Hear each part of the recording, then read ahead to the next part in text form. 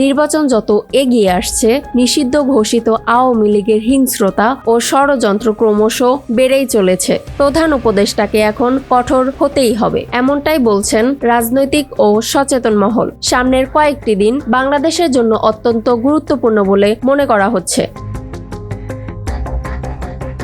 আগামী 25 ডিসেম্বর দীর্ঘ প্রায় 1.5 যুগ পর দেশে ফিরছেন বিএনপির ভারপ্রাপ্ত চেয়ারম্যান তারেক রহমান। একই দিনে খ্রিস্টান ধর্মাবলম্বীদের বড়দিন। 29 ডিসেম্বর জাতীয় সংসদ নির্বাচনের মনোনয়নপত্র দাখিলের শেষ দিন। এর মধ্যেই বিদায় নিচ্ছে 2025 সাল। এসব কর্মসূচি ঘিরে বিপুল মানুষের সমাগম হবে, আর এ সুযোগেই নাশকতার আশঙ্কা করছে রাজনৈতিক বিশ্লেষকরা।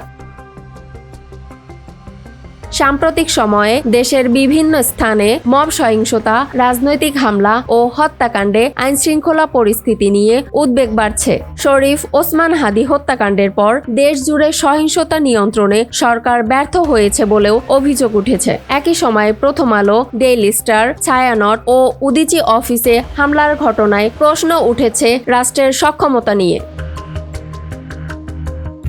ময়মনসিংহে দীপচন্দ্র দাসকে হত্যার পর লাশ পুরানো এবং খুলনায় এনসিপি নেতাকে গুলি করার ঘটনাও জনমনে আতঙ্ক তৈরি করেছে। অনেকের মতে পুলিশ বাহিনীও মব সন্ত্রাসীদের কাছে অসহায়। রোববার আইন শৃঙ্খলা বৈঠকে প্রধান উপদেষ্টা ডক্টর মোহাম্মদ ইউনুস বলেন, যে কোনো মূল্যে নির্বাচনের আগে আইন শৃঙ্খলা স্বাভাবিক রাখতে হবে।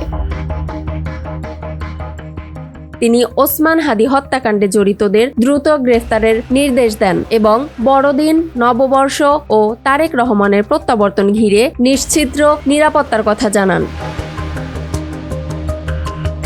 তবে সচেতন মহলের মতে শুধু শান্তির আহ্বান নয়, এখন প্রয়োজন দৃশ্যমান কঠোর পদক্ষেপ। সময় মতো দুর্বৃত্তদের দমন করা না গেলে শান্তিপূর্ণ নির্বাচন ও সাধারণ মানুষের নিরাপত্তা বড় ঝুঁকির মুখে পড়বে বলেই আশঙ্কা করছেন বিশ্লেষকরা। এখন আইন শৃঙ্খলা নিয়ন্ত্রণে সরকার কতটা কঠোর অবস্থান নিতে পারে, সেটাই এখন দেখার বিষয়।